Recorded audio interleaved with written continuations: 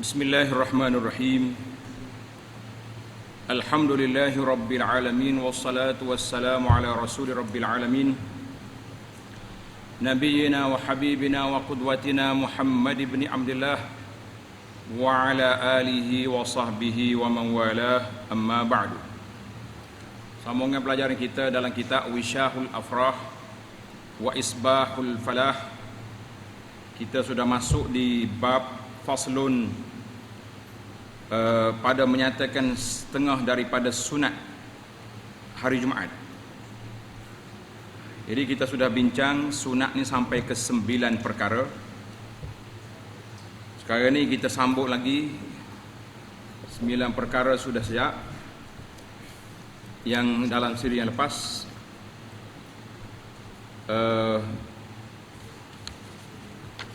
Kita pergi kepada perkara yang ke-10. Perkara yang ke-10, tengok ni kitab kita ni, kitab kecil je ni. Muka surat 43 di tengah tu. Dan dihiasi dirinya. Tengok kitab. Dan dihiasi dirinya dengan memakai seelok-elok pakaian. Bila kita nak pergi hari Jumaat, kita kena pakai yang cantik-cantik kan. Pakai pakaian yang cantik, yang elok.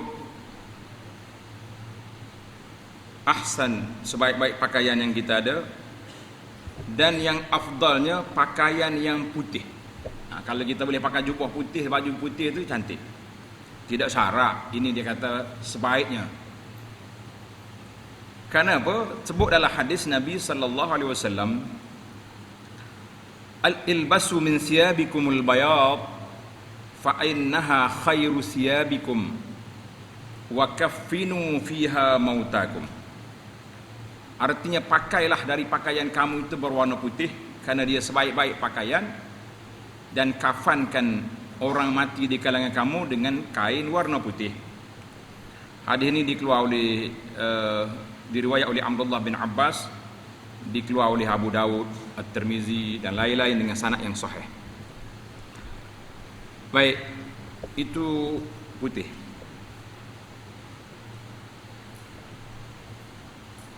Dan sunat, tulis nombor 11. Yang ke-11, dan sunat memakai serban. Kena pakai serban belakang tu. Sebab apa? Kerana hadis. Ada hadis menyebut bahawasanya Allah Subhanahu Wa Taala dan segala malaikatnya selawat mencurahkan rahmat sekalian atas yang memakai serban pada hari Jumaat. Maknanya satu riwayat kata malaikat wala yazaluna yusalluna ala ashabil amaim hatta taghrub asy-syams.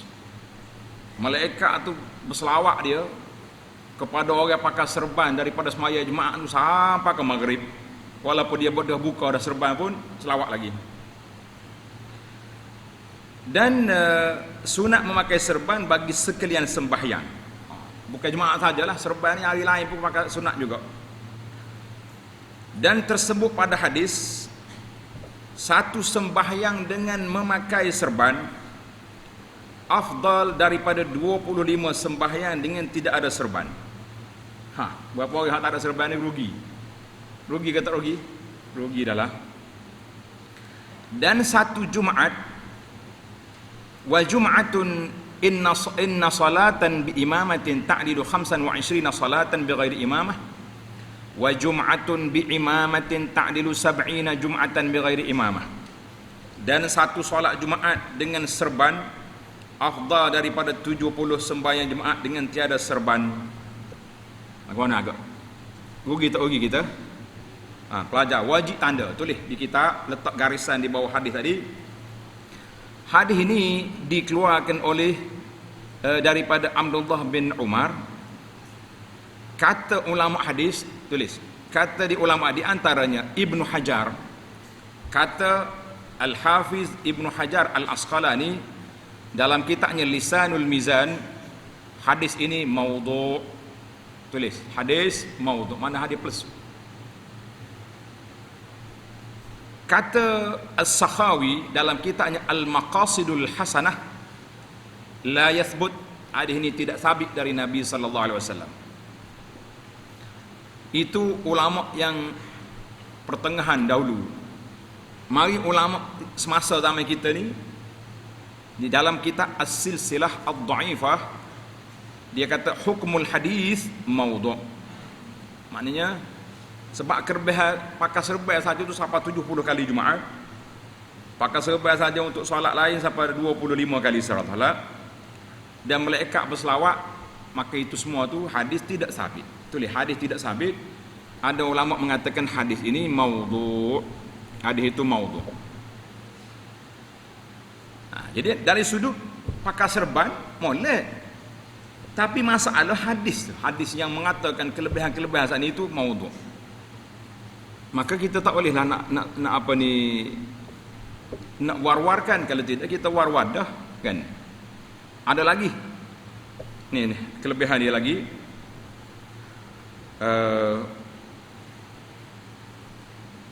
raka'atan bi imamatin, 2 rakaat kita semaya dengan pakai serban lebih baik daripada 70 rakaat bila imamah, tanpa serban.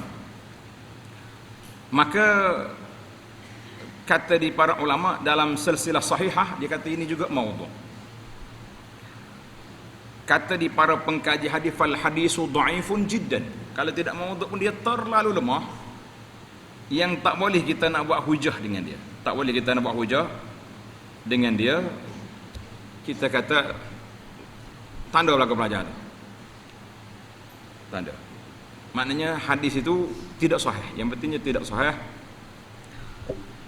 Di dalam kitab Tuhfatul Mustad, dia kata sunat memakai serban bagi kerana sembahyang. Elok kita pakai serban kerana nak salat, dan bagi kerana qasad berelok-elok. Qasad berelok-elok ni kerana kita nak melawar, nak pakai comel, elok kita pakai serban. Sebab apa? Tandanya. Ini masalah lain dah. Hak tadi, hak kelebihan tadi, hak kata maudhu', hak pakai serban ni elok. Hak ni kita kekalkan. Kerana beberapa hadis yang amat banyak padanya, banyak hadis-hadis yang meriwayatkan tentang pakai serban, dan warid pada hadis yang dhaif. Ada hadis dhaif pula. Jadi tuan Syekh juga pun dia jumpa hadis dhaif, dia kata barang yang menunjukkan atas afdal besar serban. Besar serban tu hadis dhaif. Dan sayogianya didabitkan, maknanya dibuat had panjangnya serban itu dan lebarnya serban dengan barang yang layak dengan orang yang memakainya. Kalau kita tu maha guru besar, kena panjang dia punya serban pada adat dan pada masanya. Kita tengok adat lah. Kalau adat orang dulu panjang serban dia panjang, ataupun adat setempat. Macam orang Afghanistan. Pernah tengok Afghanistan, Pakistan, serban dia besar-besar, berapa meter dia punya serban. Tapi kalau kita Melayu pakai lagi tu, orang suka ni pakcik ni mana pula, jadi tak sah pula, dia main nak. Maka jika dilebihkan atasnya yang tersebut makruh mana tidak baik, dan cari marwah, dia panggil menjatuhkan marwah yang faqih dengan memakai serban anak pasar. Makna tok guru dia pakai serban orang pakai di pasar, yang tiada layak dengan dia dan akasnya, ataupun sebaliknya. Orang kampung biasa pergi pakai serban ulama, tidak boleh. Macam kita hari ni, orang tak pakai serban, orang pakai topi. Dah. Kita ustaz, tok guru pergi pakai topi macam orang jual ikan. Itu tidak sesuai. Tidak layak. Ataupun budak-budak pergi pakai yang ulama. Macam sekarang ni satu fenomena, orang suka pakai, dia panggil ridak, kan? Pakai syal ni, pakai hok ni. Biasanya kalau dulu dia pakai kain serban atas baru ni, tuan-tuan guru, kiai-kiai. Sekarang ni habis budak-budak pakai heret belakang, pakai kain ni. Jadi kita kata biar kena pada tempat. Pasal itulah kita kata pelajar-pelajar tak usah bawa lagi lah. Kalau naik sampai taraf ustaz dah esok, bolehlah kita nak pakai selimut, nak ni. Waktu kita kecil ni tak perlu. Ni nak pakai tarik habis segala tempat. Kita kata tak kena tempat. Baik. Makna hadis-hadis tentang Nabi kita sallallahu pakai serban banyak, menunjukkan bahawa Nabi pakai serban. Dan kita kena ingat satu lagi fakta, serban pada masa tu, masa Nabi pakai serban tu, tak boleh katakan masyarakat Mekah tu pakai serban belaka. Tengok dah cerita-cerita Arab, tengok cerita Nabi, hak lawan dia pakai serban juga. Kata segala hufaz, segala ulama-ulama hafiz, mana ulama hadis, tiada tetap sesuatu yang panjang serban Nabi sallallahu alaihi wasallam dan lebarnya. Maknanya tak tetap panjang pendek serban Nabi ni tidak menentu, tidak kata dia pakai serban dia mesti 3 meter, 4 meter. Lah, ada kala pakai gini, ada kala pakai pendek. Tetapi kata Imam Nawawi rahimahullahu taala, adalah bagi Nabi sallallahu alaihi wasallam satu serban yang pendek panjangnya 6 hasta dan satu serban yang panjang adalah dia 12 hasta. 12 hasta panjang ni. Itu kata Imam Nawawi. Kita pun tak sempat nak cek 12 hasta tadi. Kata Syekhuna, orang yang memakai serban itu harus baginya ditaruh ekor. Kita pakai serban ni boleh kita ada ekor belakang, ekor serban. Dan harus meninggalkan dia, tak payah pakai ekor pun boleh juga. Kita boleh pakai ekor, boleh tak ada ekor. Dua-dua tu boleh pakai. Dan tiada makruh menaruhnya dan meninggalnya. Maknanya kalau ada ekor pun tak apa, tak ada ekor pun tak apa. Tengok serban kita pendek, ekor kecil. Dah, takkan aja besar. Tetapi warid, mana datang riwayat, itu mana warid. Pada menaruh ekor, ada ekor serban itu beberapa hadis yang sahih dan yang hasan. Kalau dia ambil dalam kitab Fathul Mu'in, kita tahulah istilah kata Syekhuna itu Ibn Hajar kan.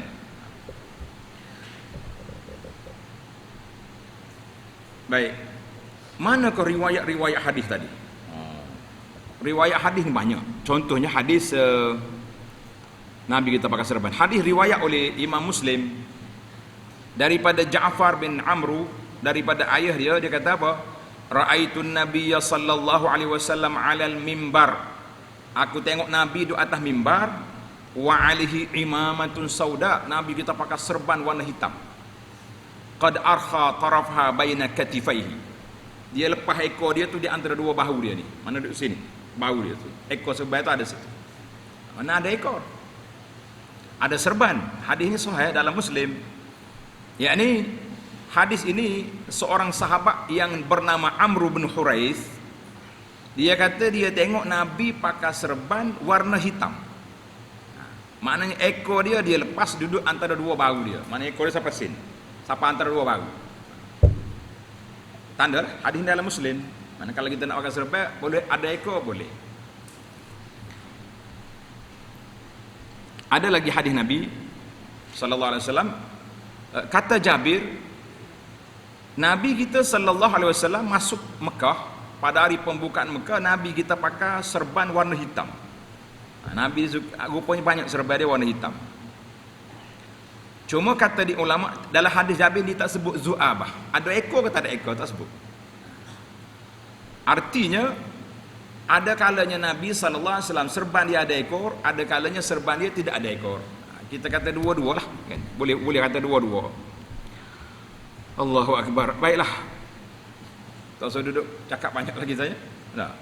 Kalau serban kita panjang kita lepas ekor. Kalau serban kita pendek kita tak ada ekor. Maknanya kita kata dua-dua tu boleh. Tidak syarat kena ada ekor tak ada ekor.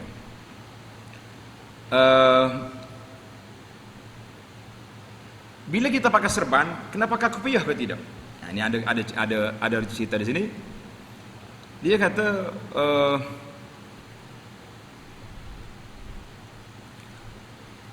dalam hadis Ali dia kata dia pakai serban, di bawah serban tu ada qalansuah, ada kopiah warna putih. Ada kalanya dia pakai serban tanpa kopiah. Maknanya pakai tudung yang serban. Ada sini. Dalam At-Tabarani daripada Ibn Umar, kana yalbas.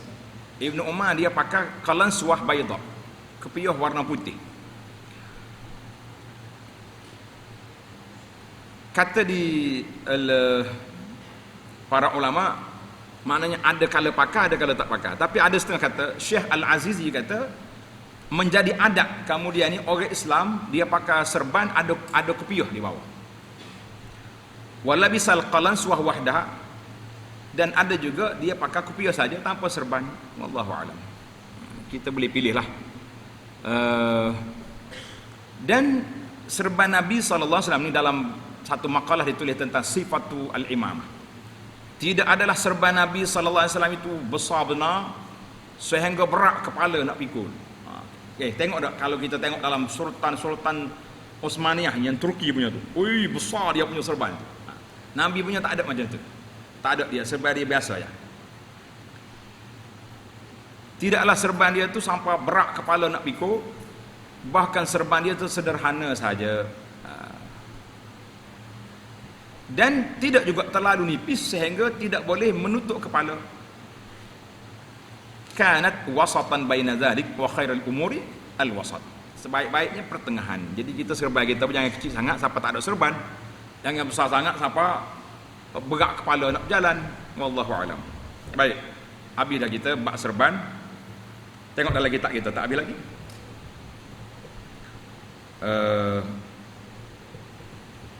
Kata Syekh Ibn Hajar, dan diturunkan ekor serban antara dua belikat. Dua belikat siapa ke ni? Tadi antara dua bahu ya. Serban ekor sampai sini. Ibn Hajar kata boleh turun sampai belikat, sampai ke pinggang ni. Panjang, serban dia panjang. Itu afdal. Kalau kain kita panjang ekor kita. Daripada diturunkan atas pihak kanan. Mana kita turun ke belakang lebih baik daripada kita letak sebelah kanan. Dan tiada dalil pada memilih diturunkan ekornya pada pihak kiri. Tak ada dalil kata dalil kiri. Dan sekurang-kurang barang yang warid, sekurang-kurang barang yang ada dalam riwayat, ekornya 4 jari dan sebanyak-banyaknya, sepanjang-panjangnya 1 hasta. Jadi kita kena baca semula lah kitab Syama'ilun Nabi sallallahu alaihi wasallam tentang sifat serban Nabi sallallahu alaihi wasallam. Cuma kita kata dalam masalah ini ada keluasannya. Kalau kain kita panjang, kita boleh je panjang ekor. Kalau kain kita pendek, kita boleh je tak ada ekor. Kalau ada ekor kecil pun jadilah kan. Sama ada 4 jari macam ni. 4 jari ni cukup dah kita, alhamdulillah. Ataupun 1 hasta ke belakang. Baiklah. Dan tersebut dalam Nihayatul Muhtad, nama fiqh mazhab Syafi'i, haram panjangkan ekor serban itu sebagai panjang yang keji. Ekor serban itu sampai kaki. Nah, siapa orang boleh pegang, tarik buat ekor. Kecil lagi mana tu? Tarik kait lah. Itu dia panggil haram perbuatan itu kerana mengganggu perjalanan dan juga nampak pelik sangat. Kita tuju apakah serban ni. Pasal tu kalau kita tengok serban yang dipakai oleh Arab dalam riwayat tengok filem Arab tu lah kan. Serban dia kuat tak kuat? Woi, kemas. Naik kuda tak cabut, walaupun dia kuda dia lompat, serban dia tu kemas. Macam kita hari ni lah, orang naik motosikal tak cabut serban dia walaupun dia lari kuat kan. Itu kena kemas serban tu. Dia duk main ekor panjang-panjang gitu. Baiklah. Tamatlah bab serban, kita berpindah kepada masalah yang ke-12. Dan sunat tanda nombor, kalau baca tanda. Dan sunat memakai bau-bauan. Kita kena pakai bauan hari Jumaat. Nak pergi sembahyang Jumaat pakai apa? Pakai minyak wangi, bukan minyak angin. Kita tak ada minyak wangi contohnya. Pon cari tak jumpa minyak angin. Jumpa minyak wangi, minyak cak kapok ke mesti kau pakai? La. Dia kena pakai bauan yang elok, pakai perfume, pakai minyak wangi, kena ada. Kan Nabi sebut dalam hadis. Nabi kata ghuslu yaumil jum'ati ala kulli mutan wa siwak. Maknanya mandi pada hari Jumaat ni, kemudian kita kena bersiwak, wa yamassu minat tib ma qadara alaih. Yamassu minat tib. Hendaklah dia pakai wangian apa yang dia ada. Jangan ditaklif lah. Siapa mereka pergi beli mahal-mahal berhutang-hutang. Kita pakai minyak wangi yang kita ada, kita pakai. Maknanya tidak ada taklif, tidak ada menyusahkan. Hadis ini dalam Muslim, riwayat Imam Muslim. Jadi dialah kena pakai minyak wangi bila nak pergi ke masjid pada hari Jumaat. Dan dicukur bulu ari-ari. Menebah dia. Dan dicabut bulu ketiak. Dan mengandam misai. dan bersugi dan dihilangkan segala daki-daki dan segala bau-bau yang keji. Kita kena hilang semua benda tu. Maknanya hari Jumaat ni kena bersuci, wangi dan hilangkan benda-benda yang tak baik tadi. Hilangkan benda-benda bau-bau, bulu-bulu tu kalau perlulah kan. Nak buat berseronyeh tu kita buanglah dia. Tapi tidaklah kata ada hadis yang menyebut tentang hari Jumaat, hari potong bulu. Lah ada. Hari Jumaat tidak syarat potong, cuma elok kita berhias. Kan hari Jumaat ni yaumuz zinah. Kita nak pergi masjid pun kena pakai baju cantik, kena berwangi, tiba-tiba seronyih pula kita punya misah duduk penuh dalam mulut. Macam mana pak cik ni? Dan tiada sunat selawat atas Nabi sallallahu alaihi wasallam tatkala mencium bau-bauan. Mana bila kita cium bau, Allahumma salli ala Muhammad. Dalam kitab ni kata tidak sunat. Bahkan yang eloknya ia mengucap istighfar tatkala menciumnya, seperti yang berkata oleh Syekhuna. Syekhuna tu guru dia. Mana tu guru dia kata kalau kita cium wangi tidak selawat tapi kita istighfar. Kita kata boleh dua-dualah. Dah kita hari Jumaat ni enggak biasa banyak selawat, kita pun selalu kempen ingat Jumaat, ingat selawat. Jadi kita cium wangi, Allahumma salli ala Muhammadin. Sebab Nabi kita tu wangi orangnya. Pernah Nabi tidur sama seorang sahabat, peluh. Sahabat ni pergi ambil bekas peluh Nabi tu, dia buat wanginya. Kita kata Masya Allah, peluh dia wangi. Habislah kita. Yang 13, 12 tadi kita gabung semua sekali. Kemudian tanda yang ke-13. Yang ke-13 ni apa dia? Termasuk semualah. Ni yang 13 tu. Hilangkan daki semua dan mengerak kuku. Tulis. Yang ke-13 mengerak kuku. Mengerak kuku pada hari Jumaat, dia tulis sunat kerak kuku pada hari Jumaat. Maka kaifiatnya, cara mengeraknya adalah dituntuti pada kitab panjang-panjang. Artinya cara kita nak kerak kuku, kita kena pergi cari dalam kitab hak panjang baru ada. Potong hak mana dulu? Jari ibu dulu ke jari ni ada dalam kitab. Baik. Tengok ni pelajar. Sebab apa dia kata sunat? Sebab ada dalam hadis ia mengatakan sunat. Ada dalam kitab fiqh pun ada. Dia kata tengok ni, man qallama azfarahu yaumal jum'ah. Siapa dia potong kuku pada hari Jumaat, wuqiya minas su ila misliha. Terjaga dia, terpelihara dia daripada benda yang tak baik sampai hari Jumaat depan. Kerak pula kuku. Terjaga lagi pula. Jadi kitab ini disebut oleh Sya'rani dalam kitabnya Kashful Ghummah. Kata di para ulama yang mengkaji hadis ni. Ini ada lagi hadis lain ni. Dia kata hadis itu dhaif. Hadis tentang kerak kuku hari Jumaat. Dan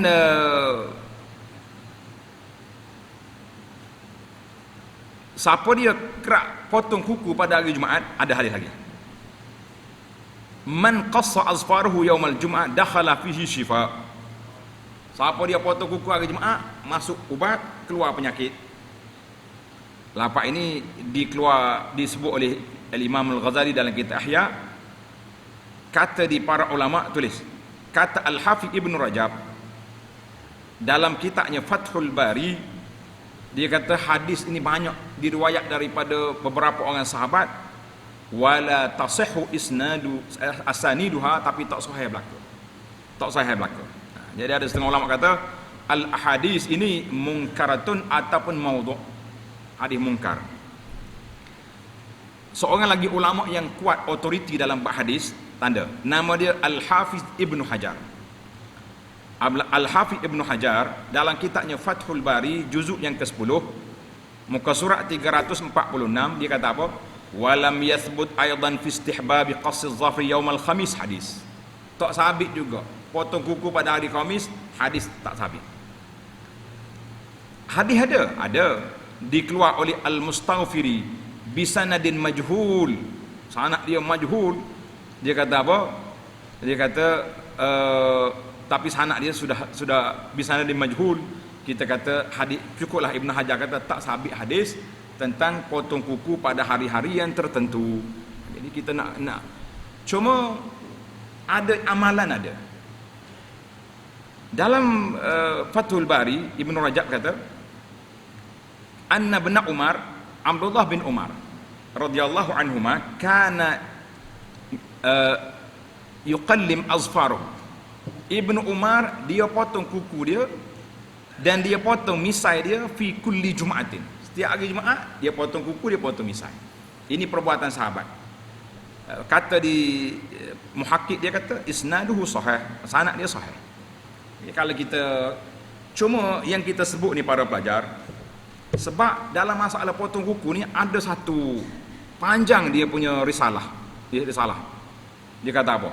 Dia sebut dia kata hadis Nabi tu sallallahu alaihi wasallam, siapa dia potong kuku pada hari Jumaat, keluar masuk masuk ubat dalam tubuh dia, keluar penyakit. Siapa dia potong kuku hari Sabtu, kuku jari-jari dia akan terputus nanti. Bahaya. Siapa potong hari Ahad, hilang berkat. Siapa potong hari Senin, siapa potong kuku hari Senin, dia akan jadi hafiz, akan jadi qari, akan jadi penulis hari Senin. Semesti hari dia bagi belakang. Jadi kita pun kata tak payahlah hadis tu. Ni orang sebar dalam mazhab Wasafi ni, dalam grup WhatsApp ni. Jadi pelajar-pelajar kita buat kesimpulan bahawa tidak ada hadis yang sabit yang menyebut tentang kelebihan potong kuku hari mana-mana. Yang pentingnya kita potong kuku apabila ada apa? Ada keperluan. Jadi kalau kita kata supaya kita tak lupa hari Jumaat ni hari kita bersih-bersih, kita nak potong kuku hari Jumaat boleh. Tapi jangan kait dengan hadis tadilah. Qala An-Nawawi, Imam Nawawi kata al-mukhtar anna zalika kullu yudbatu bil hajah. Yang terpilih dari pandangan mana-mana ni iaitu kita tengok keperluan orang. Sebab ada kata dalam hadis Muslim, wuqita lana fi qasis syarib. Nabi kita buat had nak potong misal, potong kuku, cabut bulu ketiak, cukur bulu hari-hari ini, alla yatruka akthar min 40 yawman, jangan lebih daripada 40 hari. Paling lama 40 hari. Itu hadis itu dalam Muslim. Jadi kita 40 hari kena potong. Ini kalau kita, tapi kita tengok keadaan. Pasal tu Imam Nawawi kata rahimahullah taala, yang eloknya tengok keperluan. Sebab apa? Yang bagi an yakhtalifa zalika bi ikhtilafil ahwali wal ashkhas. Sebab berbeza-beza orang ni. Kita orang Melayu janggut jepuk. Misal apa sikit. Kalau orang Pakistan, orang hok jubai bobok arak tu, kalau nak tunggu 40 hari, rasa serabut molek pun dia kan. Maka dia potonglah awal-awal lagi. Wallahu alam. Jadi tidak ada larangan kalau kita nak buat setiap hari Jumaat pun boleh. Untuk apa? Untuk nak jaga kebersihan. Setiap 2 minggu ke hari Jumaat kita mesti tengok di cermin. Kena potong dah ni. Boleh. Seorang lagi ulama dia kata Al-Hafiz As-Saghas Akhawi dalam kitab Al-Maqasidul Hasanah kata lam yathbut fi kaifiyatihi wala fi ta'yin yaumin. Tidak sabit cara potong kuku dan cara hari potong kuku itu daripada Nabi sallallahu alaihi wasallam. Cuma dalam kitab. Baiklah, kalau kita nak ikutnya dalam kitab tu dia mula sini dulu. Kita kata kita ikut ya, tak ada masalah. Tapi dalam kitab kita mazhab Syafi'i, ulama mazhab Syafi'i kata Imam Nawawi wa qad nassa Syafi'i wal ashab, sunat kita potong kuku itu pada hari dan juga potong-potong bulu kita ni anda misal sebagainya pada hari Jumaat. Eloklah maknanya. Wallahu a'lam. Habislah kita berpindah kepada tajuk lain pula. Yang ke-14, tulis nombor. Yang ke-14, dan sunat memperbanyakkan berdoa. Dan sunat banyak berdoa bila pada hari Jumaat. Sunat berdoa pada hari Jumaat dan malamnya. Malam Jumaat ni kita kena berdoa dah. Adapun pada harinya, kerana diharapkan bahawa berbetulan akan sa'atul ijabah. Yang tanda ni pelajar. Sa'atul ijabah maknanya saat mustajab doa. Saat mustajab doa uh, dan iaitu satu saat yang ringan itu mana sikit lah masa, itu mana ringan. Dan yang terlebih diharap akan dia pada ketika duduk khatib atas mimbar hingga sampai kepada akhir sembahyang, seperti barang yang tersebut pada hadis Sahih Muslim. Adalah hadis Muslim, kita dah baca kan dalam siri yang lepas, iaitu dia panggil waktu mustajab doa. Bila di antara khatib naik mimbar sampai ke sudah solat kan, maka kita ambil ada riwayat lain kata saatul ijabah itu iaitu pada petang hari Jumaat, dalam hadis Abu Hurairah sabda Nabi sallallahu alaihi wasallam qala fihi sa'atun, Nabi kata pada hari Jumaat ini ada satu masa la yuwafiquha abdun muslimun, yang tidak bertepatan seorang hamba yang Islam, wa huwa qa'imun yusalli, mana dia solat, yas'alullaha syai'an, dia berdoa pada Allah Ta'ala, illa a'tahu iyah wa asyara biyadihi yuqalliluha. Nabi kita sebut mana dengan isyarat menunjukkan masa itu sikit sangat. Jadi di mana masa dia? Para ulama mengatakan eloknya di antara khatib di atas mimbar ataupun petang hari Jumaat. Jadi kita kena usahalah petang hari Jumaat lepas solat asar tu pakat baca zikir, kemudian kita berdoa masing-masing, minta Allah Ta'ala selamatkan kita, keluarga kita dan semua orang-orang yang kita sayangi, pelajar-pelajar kita ni daripada bala bencana kalau zaman kita ni, daripada COVID. Kita kena banyak doa, ya Allah, dengan nama-Mu yang maha indah, dengan sifat yang maha tinggi, ya Allah, selamatkan kami, keluarga kami, orang-orang yang kami sayangi, sahabat-sahabat kami daripada ditimpa oleh penyakit COVID. Kena kata. Dan ditimpa segala penyakit lagi, banyak lagi penyakit atas dunia ni, bukan COVID saja. Penyakit malah ibadat pun penyakit, betul tak? Penyakit kuat buah penyakit juga, macam-macam. Dan ada pun pada malamnya, kenapa Syekh kata malam Jumaat ni mustajab juga doa? Maka dikiaskan atas harinya. Eloklah kita kias pada hari, maknanya oleh kerana hari Jumaat hari mustajab doa, malam Jumaat pun kena doa jugalah, mudah-mudahan mustajab juga. Dan telah berkata Imam Syafi'i rahimahullah, sampai kepadaku hadis, maknanya balaghani, Syafi'i kata aku dengar bahawasanya doa itu mustajab pada malam Jumaat. Jadi alhamdulillah lah kalau kita kumpul tempat-tempat mustajab doa ni banyak lah kan, malam Jumaat, hari Jumaat, di antara azan dengan iqamat. Itu jelas tu hadis tu. Di antara tempat mustajab doa, di akhir salat, di akhir malam. Jadi cuma kita ini suka eksklusif. Oleh kerana malam ni malam sekian-sekian, Imam Syafi'i kata mustajab doa. Tak bangun-bangun juga, duduk cakap saja. Duduk share poster. Kita kata tak sudah juga kerjaan kita lagu tu. Yang kita naknya kita berdoa, jangan duduk share untuk orang berdoa saja. Tamatlah kita. Yang ke berapa? 15. Tanda pelajar tak nombor yang ke-15. Dan sunat memperbanyakkan selawat ke atas Nabi sallallahu alaihi wasallam pada malam, pada harinya dan malamnya. Kita kena selawat kepada Nabi sallallahu alaihi wasallam bila? Pada malam Jumaat dan hari Jumaat. Pasal itulah Abu Anas selalu kempen masyarakat, apa kita kata? Ingat Jumaat, ingat Allahumma salli ala Muhammad wa ala ali Muhammad. Biar jadi satu budaya. Bila masuk malam Jumaat, kita mula selawat. Duk diam-diam agak Allahumma salli ala Muhammad wa ala ali Muhammad. Kalau kita ada masa kita selawat penuh yang selawat Ibrahimi sampai innaka Hamidum Majid. Selawat. Dia tu saya tak ingat dah hak lain. Hak tu yang paling baik. Selawat Ibrahimi itu yang paling afdal, sebab waktu sahabat-sahabat mari minta dengan Nabi sallallahu alaihi wasallam, ajarkan kami selawat, Nabi kata apa? Qulu, katakan. Apa dia kata? Allahumma salli ala Muhammad wa ala ali Muhammad kama sallaita ala Ibrahim wa ala ali Ibrahim wa barik ala Muhammad wa ala ali Muhammad kama barakta ala Ibrahim wa ala ali Ibrahim fil alamin innaka Hamidum Majid. Ni ana tulis satu risalah. Tajuk dia selawat ke atas Nabi sallallahu alaihi wasallam dengan lafaz yang sahih mengikut riwayat hadis. Dalam ni ada 8 riwayat.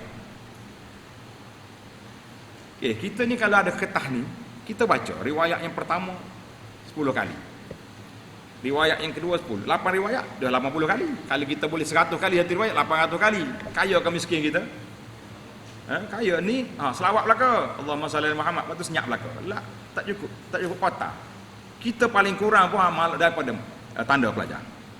Waktu diminta kita selawat ni bila? Daripada maghrib ni. Maghrib malam Jumaat. Sampai ke maghrib hari Jumaat. 24 jam. Kita sekarang ni dah mula masuk dah waktu untuk apa? Untuk berselawat. Selawat je lah. Jangan duk buat banyak. Selawat kata Nabi sallallahu alaihi wasallam sebanyak-banyak mungkin. Sebab apa? Tanda. Dalam kitab ni tak buat hadis.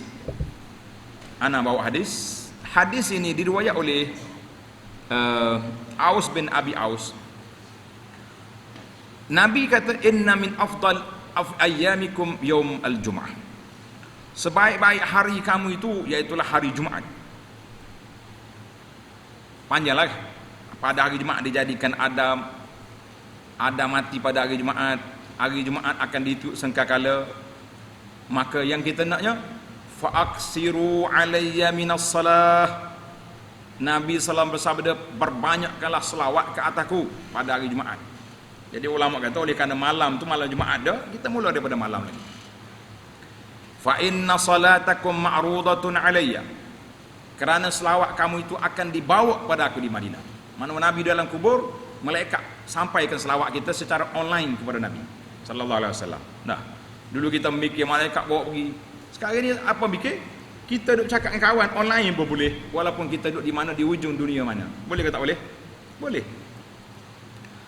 Bila dengar macam ni, sahabat-sahabat belum dengar lagi maklumat. Qalu ya Rasulullah wa kaifa tu'radu salatuna alaik wa qad arim. Bagaimana salawat kami ini dibentang kepada Rasulullah sedangkan Rasulullah sudah wafat? Arim taqad balit, maknanya sudah hancur dalam tanah. Nabi pun jawab. Faqala sallallahu alaihi wasallam inna Allah azza wa jalla harrama 'alal ard ajsadal anbiya. Nabi kata tidak. Allah SWT tidak membenarkan bumi ulak-ulaknya apa benda ke makan jasad para nabi. Semua nabi-nabi alaihi wassalatu wassalam dalam kubur dia jasad dia tak terusik. Bukan nabi saja. Ada juga orang-orang yang soleh tak terusik masak jasad dia. Ada ke tak ada? Kan orang tunjuk dia gali-gali kubur tengok ada. Kalau telah penggali kubur kena rahsiakan benda ni, jangan cerita orang. Kubur ni tak hancur ni. Sudah. Tak ada sampai setengah malam. Marilah lu esok orang memuja. Mari minta nombor. Bukan nombor kereta, minta nombor ekor. Manusia ni bukan sepatutnya mengkaji apakah sejarah orang ni sampai banyak tak hancur. Boleh jadi dia soleh, dia banyak zikir, banyak selawat. Dia tak mari minta benda-benda kagu. Na'udzubillah. Oleh hadis ini riwayat oleh Abu Daud dan lain-lain. Baiklah para pelajar sekalian, itu kelebihan Nabi SAW minta supaya kita berselawat. Fa'aksiru alayya minas salat ay ishghalu anfusakum. Hendaklah kamu sibukkan pada hari Jumaat ni, malam termasuklah malam Jumaat ini, sibuk dengan apa? Sibuk dengan apa? Dengan berselawat ke atas Nabi sallallahu alaihi wasallam. Tamatlah kita berpindah kepada sunat yang ke-16. Letak nombor pelajar yang ke-16. Dan sunat membanyakkan membaca surah Al-Kahfi pada hari Jumaat dan malam Jumaat. Kita kena baca surah Al-Kahfi bila? Pada hari Jumaat dengan malam Jumaat. Kerana tersebut dalam hadis. Tanda pelajar. Mari nak bagi tahu hadis. Hadis ni dalam sabda Nabi sallallahu alaihi wasallam daripada Abu Sa'id Al-Khudri. Hadis daripada Syekh sahabat Nabi yang mulia, nama dia Abu Sa'id Al-Khudri radhiyallahu anhu. Dia kata apa? Man qara'a surat Al-Kahfi fi yaumil Jum'ah. Siapa dia baca surah Al-Kahfi pada hari Jumaat, adha'alahu minan nur ma bainal jum'ataini. Allah Ta'ala akan cerahkan cahaya dalam hati dia sampai Jumaat akan datang. Jadi siapa nak cerah dada, nak cerah hati dia, kita baca surah apa? Surah Al-Kahfi pada hari Jumaat. Hadis ini dikeluar oleh dalam Sahih Al-Jami' mengatakan sanad dia sahih. Jadi adalah masalah perbincangan tentang hadis Ashabul Kahfi ni kan. Ada mengatakan, dia kata hadis-hadis tentang surah Kahfi kalau ambil satu-satu dhaif, lakin yashhadu ba'daha ba'da. Cuma bila dikumpul-kumpul tu boleh menguatkan dia. Ada yang mengatakan wasahha mauqufan, sahih daripada kata-kata yang dibawa riwayat oleh sahabat untuk menguatkan yang marfu'. Maknanya sebab itulah para ulama kita hari ini memilih baca surah Al-Kahfi, sebab telah dikaji teliti oleh para ulama mengatakan hadis itu darjat dia boleh beramal dengan dia. Kita kata alhamdulillah. Ada yang mengatakan sahih, ada yang mengatakan baik dia punya sanad. Kita kata alhamdulillah. Baik. Itu hari Jumaat. Hadis yang kedua daripada Abu Sa'id Al-Khudri juga, dia kata apa? Man qara'a surat Al-Kahfi lailatal Jumaah. Siapa dia baca surah Kahfi pada malam Jumaat. Cuma kita nak tahu dia kena baca 2 kali ke sekali. Sebab ada riwayat kata sekali malam, ada riwayat kata siang. Wallahu alam, siapa dia kaji baca 2, fa biha wa ni'mat. Siapa dia tak kaji, bacalah salah satu daripadanya. Kalau baca malam pun dia kata cerah dah sampai minggu. Kalau baca 2 kali, 2 lampu lagi cerah. Nah, kita ni kalau naik motor berapa lampu ada? 2 ya, lampu satu lampu bulat depan. Kalau naik kereta, itu lah, awak nak lampu 2 baca 2 kali. Wallahu alam. Baik. Ada satu lagi hadis, tanda hadis ni sahih. Man hafiza 10 ayatin min awwali suratil Kahfi. Siapa dia hafal 10 ayat daripada awal surah Al-Kahfi. Ini kita nak, ni semua pelajar-pelajar kita hafal belaka. Boleh ke tak boleh? InsyaAllah kena kata boleh lah. Siapa dia hafal 10 ayat daripada surah awal surah Al-Kahfi, usima minad dajjal, dia diselamatkan daripada fitnah dajjal. Wa fi riwayatin, ada riwayat lain pula kata min akhiri suratil Kahfi, 10 ayat daripada akhir surah Kahfi. Maka hadis ini kalau kita nak senang, akhrajahu Muslim dan juga lain-lain para ulama. Kalau kita nak senang, nak betul-betul selamat, 10 awal 10 akhir. Boleh ke tak boleh? Kena bagi boleh. Nah, hak nak sedap lagi, satu surah Kahfi tu hafal belaka. Lagi kuat dia punya benteng. Nah, ni kita ni, anak berapa kali dah pergi seminar tentang Dajjal. Bila kita kata, tuan-tuan ni sampai penuh dewan besar. Masa tu tak ada PKP, berapak-rapak dulu. Semangat kamu ni, mari belajar ni kenapa? Dia kata takut pada Dajjal. Kata alhamdulillah ada kesedaran. Tapi coba angkat tangan, di antara wiqayah, pengawal kita daripada diganggu oleh Dajjal, Nabi SAW kata, siapa dia hafal 10 ayat awal 10 ayat terawal surah Kahfi, 10 akhir surah Kahfi, dia selamat daripada Dajjal. Coba angkat tangan, berapa orang hafal? Senyap belaka. Maknanya tak apa takut mana tu. Kita hari ni takut tak takut? Takut? Kita hafal belaka. Minggu depan kita nak test tengok, insya-Allah. Boleh?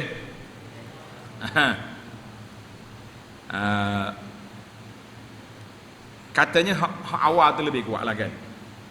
Dalam hadis lagi tu, faman adrakahu minkum. Ada kata riwayat hak 10 awal tu lebih kuat daripada 10 akhir. Cuma kita kata kalau kita betul-betul nak kuat, dua-dua sekali kan. Dua-dua sekali.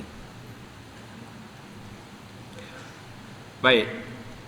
Sebab apa ulama menguatkan yang pertama? Dia kata sebab Nabi kata faman adrakahu minkum.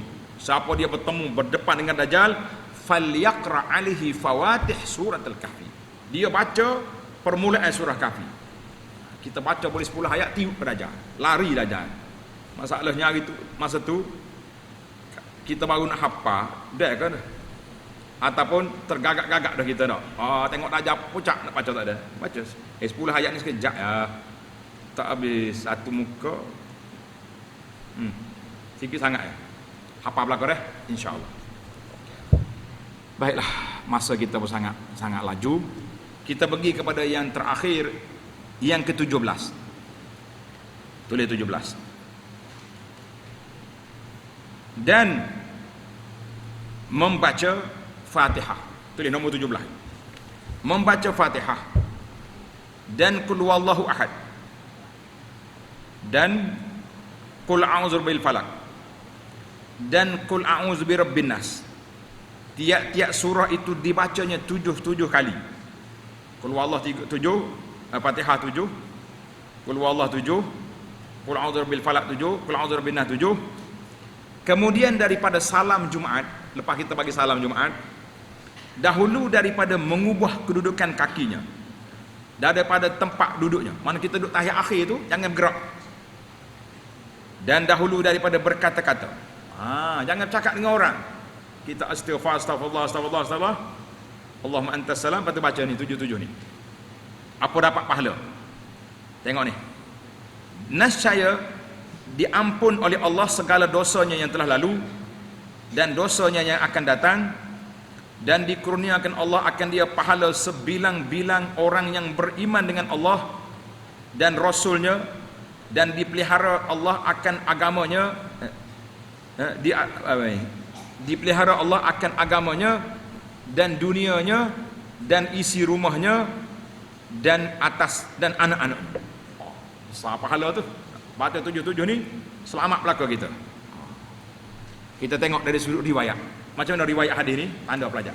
Tulis letak bintang itu darajat hadis. Hadis ini dikeluar oleh Ibnu As-Sunni dalam kitabnya Amal Yaum wal Lailah, dan Ibnu Syahin dalam kitabnya At-Targhib fi Fadailil Amal daripada Tariq Sulaiman bin Amr bin Khalid. Tulis. Kata Imam Ibnu Hajar kata apa? Dalam kitab Al-Futuhatur Rabbaniyah, dia kata sanaduhu dhaif. Hadis ni dhaif. Dalam dhaif Al-Jami' As-Shaghir juga mengatakan dhaif. Hadis ni dhaif. Dua-duanya kata dhaif belaka. Jadi ada macam-macam lah. Yang pentingnya hadis tentang 7 tadi tidak sahih. Tapi kalau kita rajin nak baca, tak ada masalah. Baca, tapi kena baca dulu hak lain, kena baca zikir-zikir pasalat yang lain. Kita kata biarlah ini 2-3 kitab ni semuanya dia kata hadis itu dhaif, isnaduhu dhaif.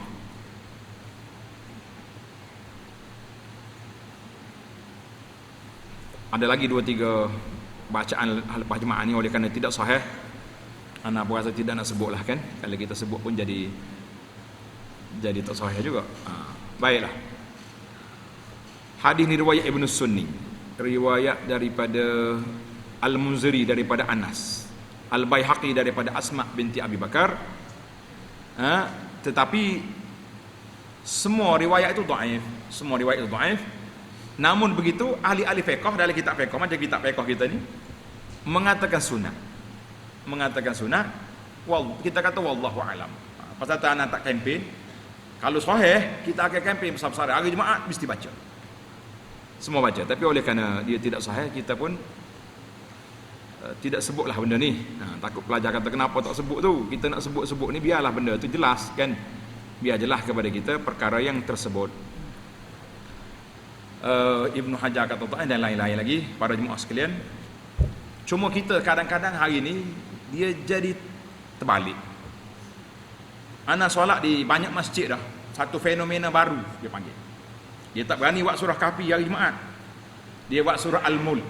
Sebab surah Al-Mulk ni 2 muka lebih ya kan. Berani ya.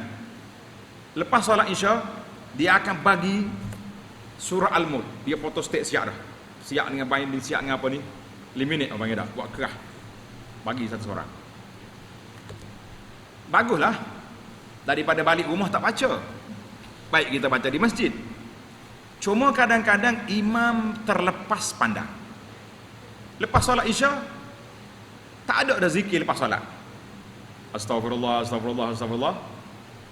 Ali jatuh kuasa masjid pun duduk edar ketah. Tak ada dah. Subhanallah 3 kali hilang. Mana zikir lepas solat hilang, dia gitukan dengan baca surah Al-Mulk. Jadi nasihat saya lah kepada imam, kekalkan zikir selepas solat dulu yang warid daripada Nabi sallallahu alaihi wasallam. Kemudian kalau kita nak baca surah Al-Mulk, bacalah. Peringkat awal ni kita bacalah ramai-ramai nak ajar. Kan? Tapi kalau orang dah pandai, biar dia baca sendirilah. Sebab Nabi pun tidak suruh ramai-ramai baca. Nabi kata siapa dia baca surah Al-Mulk pada malam, dia menjadi al-mani'ah, insya-Allah menghalang kita daripada azab kubur. Itu elok. Tapi dia tak suruh setiap orang tu baca ramai-ramai. Jadi kita ambil jalan tengah lah. Peringkat awal ni kita ajar dulu. Semua dah nampak pandai. Orang Kelantan kata gerak molek dah, baca, suruh baca sendiri. Itu lebih baiklah. Allahu Akbar. Tapi jangan terlepas zikir selepas solat. Yang sunatnya lepas solat tu zikir ke baca al-mulk. Zikir lepas solat. Jadi al-mulk tu baca, balik rumah boleh baca lagi, belum tidur boleh baca. Baik, kita pergi tamatlah 17 adab. Tamat 17 adab. Ada yang sahih, ada yang tak sahih. Ada yang dhaif, ada yang lebih pada dhaif. Sampai mereka ulama kata maudhu'. Maka kita ambillah yang sahih. Dan hanya menjadi benda-benda yang baik itu kita kekalkan. Tapi yang cuma jangan diwar-warkan dari sudut kelebihan dia. Baik, kita pergi kepada penutup kita. Dan haram atas tadi sunat, ni haram pula. Tulis perkara haram. Dan haram atas orang yang wajib atasnya Jumaat masyghul. Apa masyghul? Sibuk. Kata. Tulis. Masyghul yakni sibuk diri dia dengan umpama berjual beli. Seperti segala akad dan segala pekerjaan yang lain daripada orang yang membimbangkan daripada pergi kepada sembahyang Jumaat. Kemudian sudah masuk muazzin pada khutbah. Ingat ni. Mana hari Jumaat bila orang azan, kalaulah azan tu 2 kali, maka azan yang pertama tu kalau kedai masih buka, semua kena tutup. Sebab dah masuk waktu Jumaat. Tak boleh. Tapi kalau khutbah yang kedua jual lagi, haram, berdosa. Cuma ulama kita ni beza. Sah ke tak sah jual beli tu? Kita bincang panjang dalam bab dia lah. Ini saya nak ringkas di sini. Maka apabila masuk muazzin pada ban khutbah, mana ban yang kedua lah. Kalau khutbah kita, kalau azan 2 kali ataupun kalau azan sekali, muazzin khatib ada atas mimbar, haram. Yang tersebut itu pada hak orang yang duduk ya, bagi kerana yang tersebut pada lain daripada masjid. Adapun jika dia dengarnya akan bang, maka berdiri ia mengqasakkan Jumaat dan menjual ia pada jalannya, atau duduk ia dalam masjid dan menjual ia, maka tiada haram seperti barang yang disoreh dengan dia dalam kitab Tatimmah.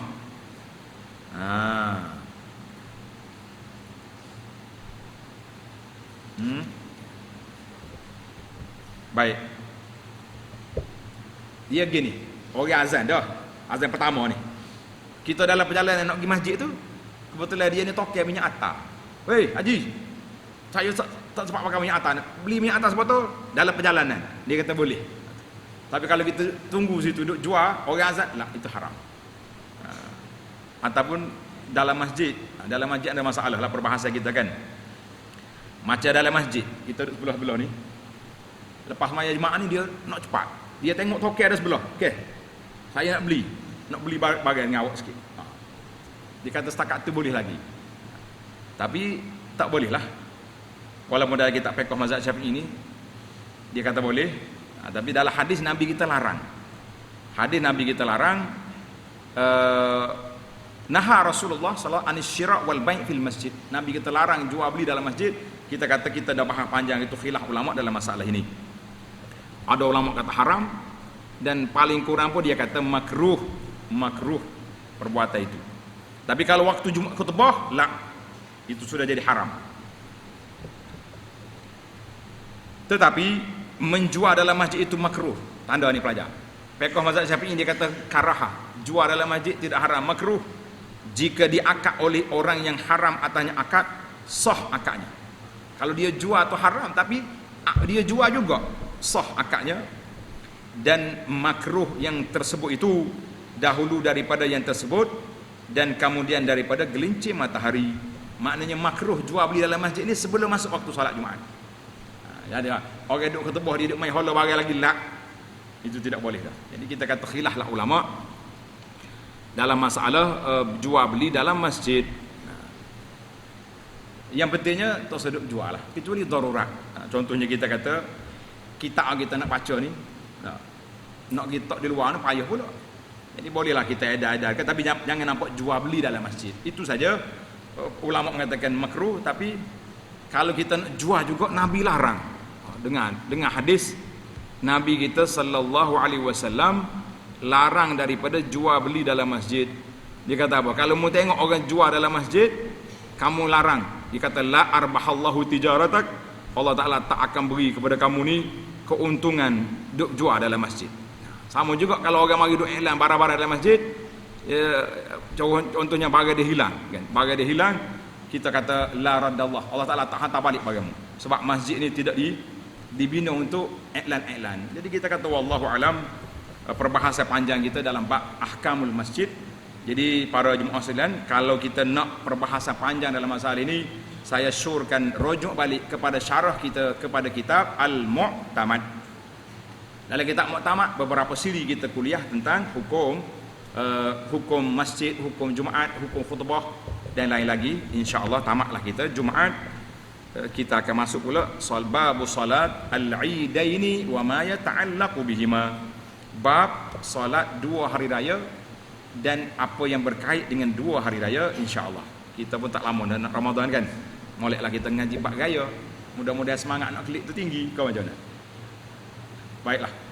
Subhanakallahumma wa bihamdika asyhadu an la ilaha illa anta astaghfiruka wa atubu ilaik. Wa sallallahu ala nabiyyina Muhammadin wa ala alihi wa sahbihi ajma'in walhamdulillahi rabbil alamin. Wassalamualaikum warahmatullahi wabarakatuh.